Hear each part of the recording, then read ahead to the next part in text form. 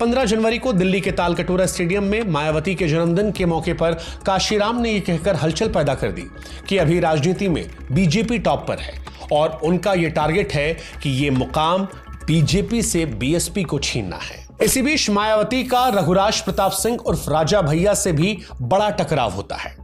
1997 में बीएसपी के समर्थन वापस लेने के बाद राजा भैया ने कल्याण सिंह की सरकार को बचाने में मदद की थी। इसके बदले में उन्हें बीजेपी सरकार में मंत्री पद दिया गया था। 2002 में जब बीएसपी बीजेपी की सरकार आई तो उन्हें उम्मीद थी कि वापस से मंत्री बनाया जाएगा, लेकिन ऐसा नहीं होता है। उन्होंने मायावती को भी कई मैसेजेस भेजे कि अपनी सरकार में मंत्री पद दें, लेकिन जब मायावती ने ऐसा नहीं किया तो राजा भैया ने उनकी सरकार को गिराने की ठान ली और अक्टूबर 2002 में नो कॉन्फिडेंस मोशन पेश कर दिया। राजा भैया ने अपने समर्थकों से कहा कि वो मायावती को सबक सिखाएंगे, लेकिन उनकी यह कोशिश सफल नहीं होती है और मायावती की सरकार बच जाती है। इसी के बाद से मायावती ने राजा भैया और उनके पिता को पोटा के तहत जेल में डाल दिया। ये एक ऐसा कानून था जिसे आतंकियों पर लगाया जाता था। उन्होंने राजा भैया के खिलाफ चल रहे बाकी केसेस भी खोल दिए, उनके परिवार की संपत्ति को जब्त कर लिया। बेती में राजा भैया के महल में बने बड़े तालाब को रिजर्व बर्ड सेंचुरी घोषित कर दिया। इसे वन विभाग को सौंप दिया गया। उनके घर पर छापा मारा गया, जिसमें उस दौर में AK-56 समेत कई राइफलें और बंदूकें भी मिलती हैं। जब मायावती के इस एक्शन को लेकर चौतरफा सवाल खड़े हुए, तब मायावती ने कहा कि वो खतरनाक आतंकी को जेल में डाल रही हैं। उन्होंने राजा भैया के घर पर मिले हथियारों को इसका सबूत बताया। मायावती ने दावा किया कि राजा भैया और उनके पिता के पाकिस्तान की खुफिया एजेंसी ISI से संपर्क हो सकते हैं और खुफिया रिपोर्ट से पता चला है कि रिपब्लिक डे सेलिब्रेशन के दौरान वो मायावती की हत्या करने की योजना भी बना रहे थे। रघुराज प्रताप सिंह पर मायावती का यह एक्शन उनकी मजबूत छवि को दर्शाता है। कई लोगों को यह बिल्कुल नापसंद आ रहा था, लेकिन समाज का एक हिस्सा ऐसा भी था जिसकी नजर में मायावती की छवि लार्जर देन लाइफ बन चुकी थी। पुलिस और ब्यूरोक्रेसी मायावती को एक तेज तर्रार नेता के तौर पर देख रही थी जो अपने फैसलों को लेकर अडिग रहती है। इसका असर दलितों और पिछड़ी जातियों पर भी देखने को मिलता है। इस घटना के बाद गांवों और दलित बस्तियों में मायावती के किस्से कहानियों को सुनाया जाने लगा। इसके बाद मायावती का एक ऐसा ऑरा बना जो बाद में मायावती के बहुत काम आता है। राजा भैया पर मायावती की कार्रवाई से कुछ ऊपरी जातियां भी इंप्रेस हुई, खासकर ब्राह्मण और बनिया, जिनका उस दौर में ठाकुरों के साथ अक्सर विवाद रहा करता था। उस दौर में चाय की टपरियों पर अक्सर ये चर्चा रहा करती थी कि दबंग ठाकुर को एक दलित महिला ने किस तरह से सबक सिखाया। लेकिन मायावती ने ठाकुरों को अपना दुश्मन बना लिया था, जो उस दौर में दलित समाज से आने वाली एक महिला से इस तरह सार्वजनिक अपमानित होने को मौत से बदतर मानने लगे थे। हालांकि मायावती की अच्छे दिन ज्यादा दिन नहीं टिके और जल्द ही उनके बुरे दिन आने वाले थे। सबसे पहले 2003 में मुलायम सिंह ने उन पर कई घोटालों में शामिल होने का आरोप लगाया। मुलायम सिंह यादव ने दावा किया कि मायावती ने जन्मदिन के गिफ्ट के तौर पर अपने मंत्रियों, सांसदों, विधायकों और सरकारी अधिकारियों से पैसे मांगे हैं और सैकड़ों करोड़ रुपए इकट्ठा कर लिए हैं। उन्होंने मामले की CBI जांच की भी मांग की। इसके बाद मुलायम सिंह यादव ने राज्यपाल के सामने एक वीडियो टेप भी पेश किया, जिसमें कथित तौर पर मायावती अपने नेताओं से सांसद और विधायक निधि से बीएसपी को डोनेशन देने की बात कह रही थी। मायावती ने इन तमाम आरोपों को झूठा बताया और उल्टा मुलायम सिंह यादव पर विधायक निधि से करोड़ों रुपए लेकर अपने पिता के नाम पर स्कूल बनाने का आरोप लगा दिया। उन्होंने मुलायम सरकार के दौरान फंड के मिसयूज की जांच करने का आदेश दिया। ऐसा लग रहा था कि मायावती मुलायम सिंह का वही हश्र करने की योजना बना रही थी जो उन्होंने राजा भैया के साथ किया था। लेकिन मुलायम सिंह राजा भैया नहीं थे।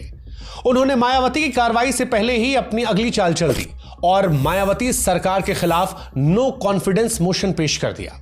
विधानसभा में बीएसपी और एसपी के विधायकों में जमकर मार पिटाई हुई। एसपी के विधायकों ने गली गली में शोर है, मायावती चोर है के नारे लगाए। मायावती की मुसीबतें यहीं खत्म नहीं हुई।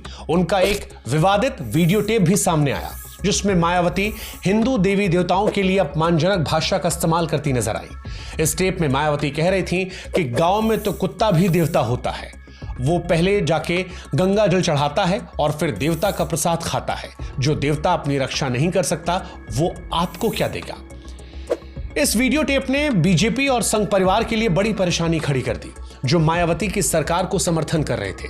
धीरे धीरे संघ में मायावती के खिलाफ माहौल बनता जा रहा था और इसी के बाद सामने आया ताज कॉरिडोर स्कैम। वो स्कैम जिससे मायावती की सरकार चली गई। जून 2003 में छपी एक खबर में आरोप लगा कि मायावती सरकार ताजमहल के पीछे यमुना नदी के किनारे एक इल्लीगल कॉरिडोर बना रही है, जिसमें 37 करोड़ रुपए से ज्यादा लगने हैं। सुप्रीम कोर्ट ने सीबीआई को इस घोटाले की जांच करने और 2 महीने के अंदर रिपोर्ट देने का आदेश किया। मायावती को संदेह हुआ कि उनके खिलाफ साजिश हो रही है और वो ऑफेंसिव मोड में आ गई, लेकिन यह दांव भी उनके खिलाफ गया। प्रधानमंत्री अटल बिहारी वाजपेयी ने सार्वजनिक तौर पर धमकी दे डाली कि बीजेपी मायावती सरकार से समर्थन वापस भी ले सकती है। उन्होंने और आडवाणी ने प्राइवेट बातचीत में मायावती को खूब सुनाई और कहा कि अगर वो पीछे नहीं हटी तो उन्हें सपोर्ट नहीं करेंगे। इस तरह एक बच्ची की तरह डांटे जाने से मायावती के अंदर गुस्सा उबल रहा था। लखनऊ वापस आते ही अपने करीबी नेताओं को चुनाव की तैयारी करने का मायावती ने आदेश भी दे दिया था। इसी बीच सीबीआई ने ताज कॉरिडोर मामले में शामिल लोगों से पूछताछ करना शुरू कर दिया। 25 अगस्त 2003 को मायावती के करीबी पर्यावरण मंत्री नसीमुद्दीन सिद्दीकी से पूछताछ की गई। मायावती पर शिकंजा कसता जा रहा था।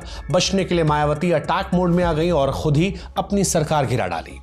उन्होंने राज्यपाल को अपना इस्तीफा सौंप दिया और विधानसभा भंग करके दोबारा से चुनाव करवाने की सिफारिश की। इससे हर कोई, खासतौर पर बीजेपी, पूरी तरह से हैरान थी। मायावती का सोचना था कि बीजेपी 2004 लोकसभा चुनाव बीएसपी के साथ गठबंधन लड़ने के लिए डेस्परेट है और वाजपेयी सरकार उत्तर प्रदेश में 2004 लोकसभा चुनाव के साथ विधानसभा चुनाव कराने के लिए तैयार हो जाएगी। लेकिन ये उनकी मिस कैलकुलेशन थी जो उन पर भारी पड़ने जा रही थी। मायावती की अपनी ही सरकार गिराने से हैरान हुई बीजेपी ने अपनी ओर से एक सरप्राइज चाल चल दी और मुलायम सिंह की सरकार बनने देने का फैसला लिया।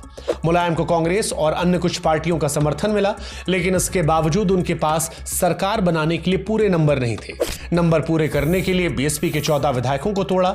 यह दल बदल कानून के खिलाफ था, लेकिन बीजेपी लीडरशिप के इशारे पर माना जाता है कि राज्यपाल उस दौर में खामोश रहे और आखिरकार मुलायम सिंह यादव ने सरकार बना ली। सरकार बनाने के बाद मुलायम ने बीएसपी के और विधायकों को तोड़ना शुरू कर दिया। सितंबर 2003 के पहले हफ्ते तक मायावती के वो 37 विधायकों को तोड़ चुके थे। मायावती उत्तर प्रदेश में पूरी तरह से अकेली पड़ गई थी। लगभग सभी बड़ी पार्टियां उनके खिलाफ एक हो गई थी और उनके खुद की पार्टी भी टूट गई थी। राजनाथ सिंह, कल्याण सिंह, विनय कटियार और मुलायम सिंह सभी मायावती को राजनीतिक तौर पर खत्म करने के लिए एक साथ आ गए थे। इसके साथ ही मायावती को अपनी जान का भी खतरा था, क्योंकि मुलायम सिंह की सरकार ने आते ही राजा भैया की जेल से रिहाई कर दी थी। माना जाने लगा कि अब बदला मायावती से भी लिया जाएगा। इसी खतरे के बीच मायावती ने विधानसभा से इस्तीफा दिया और टाइट सिक्योरिटी के बीच ज्यादातर वो लखनऊ के अपने घर में रहने लगी। इसी दौरान ताज कॉरिडोर मामले में सीबीआई ने मायावती से पूछताछ की और दिल्ली और लखनऊ स्थित उनके घरों पर छापे मारे। सुप्रीम कोर्ट ने उनकी और उनके परिवार की सारी संपत्तियों और इस संपत्ति के लिए पैसे कहां से आए इसकी जांच करने के आदेश दिए। मायावती इस समय अपने गुरु काशीराम की मदद भी नहीं ले सकती थी, जो स्ट्रोक के बाद बहुत ज्यादा बीमार हो गए थे। मायावती न केवल राजनीतिक जीवन में घिरी थी, बल्कि उनकी निजी जिंदगी में भी उस इंसान को खोने का खतरा बना हुआ था जिसकी वो सबसे ज्यादा परवाह करती थी। आमतौर पर कोई भी कच्चे दिल का आदमी होता तो इन परिस्थितियों में वो हार मान लेता, घर पर बैठ जाता। लेकिन मायावती कच्चे दिल की नहीं बल्कि साहसी नेता रही, जैसा उनकी जिंदगी में पहले भी हुआ था। जब भी मायावती को कोई खतरा लगता, मायावती पहले से ज्यादा एग्रेसिव हो जाती। इस बार भी मायावती ने यही किया। लंबे समय तक उनका साथ देने वाले प्रधानमंत्री अटल बिहारी वाजपेयी को खासतौर पर निशाने पर लिया और गठबंधन टूटने के लिए उन्हें जिम्मेदार ठहरा दिया। अक्टूबर में जब सीबीआई ने उनके घर पर छापा मारा तो मायावती ने आरोप लगाया कि वाजपेयी की दत्तक पुत्री और दामाद ने इल्लीगली बहुत पैसा कमाया है और प्रधानमंत्री सीबीआई से पहले उनकी जांच करवाने को कहे। एक तरफ मायावती वाजपेयी पर हमला कर रही थी, तो वहीं दूसरी तरफ लगातार काशीराम का हालचाल लेने के लिए कांग्रेस अध्यक्ष सोनिया गांधी की तारीफ कर रही थी। उन्होंने कहा कि सोनिया गांधी ने भारतीय संस्कृति के बारे में पूरी तरह से सीख लिया है। इस तारीफ के कुछ हफ्ते बाद बीएसपी ने 2003 की सर्दियों में दिल्ली, मध्य प्रदेश, छत्तीसगढ़, राजस्थान में होने वाले विधानसभा चुनाव के लिए कांग्रेस के साथ एक अस्थायी समझौते का ऐलान भी कर दिया।